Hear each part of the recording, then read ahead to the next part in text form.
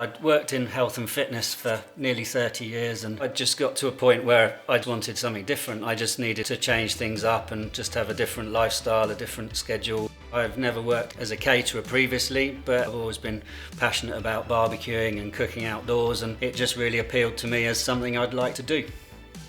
With the Gourmet Hog Roast Company, the brand was really good. I really liked the menu, the different things they offer. It just had a really nice professional feel to it. I got in contact with Nick and Marco, and I realised that the franchise area that would probably work best for me was actually available, and found out more about the business and realised I needed to meet up with the guys and find out more and get on board eventually. The guys started taking bookings for me from the 1st of January, and I was really surprised how quickly those initial bookings and deposits started coming in. My income in January, just in the first month that we were taking bookings, was really good, even though I wasn't starting events till May, and it just carried on from there really. That consistent cash flow through the year, even in the quieter months, if deposits are coming in, you're seeing that come through.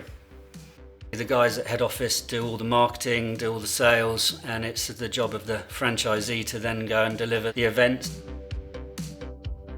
As soon as the deposit's been paid, the job is then handed over to you. The early parts of the week are relatively easy. I'll be placing my order with the butcher, start writing lists, making sure that I've got everything in place that I need from the greengrocer and the bakery. With this event being on a Saturday, Thursday and Friday, I'm going to start to do all my prep for the salads and everything that goes with providing really good food.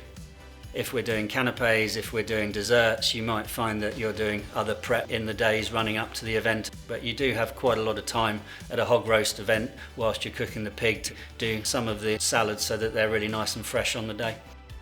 I realised I could start the business just using the kitchen at home, but I have aspirations to build the business further and start doing more events in a day. At that point you realise you perhaps do need a little bit more space to grow into as you expand the business. On the morning of the event, I get up early and head to the bakery to pick up my rolls, get the van packed, make sure we've got everything on board and head off to the event. We take a lot of equipment. We've got gazebos, we've got tables, we've got either the hog roast machine or the barbecue. You get quite good at setting up effectively and efficiently and start cooking and go from there. It takes anywhere between 5 and 7 hours to cook the pig.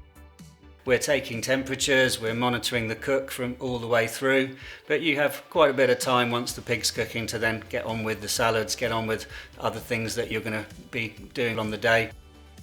Once I was confident delivering smaller events, you can then build to providing the bigger events, the weddings.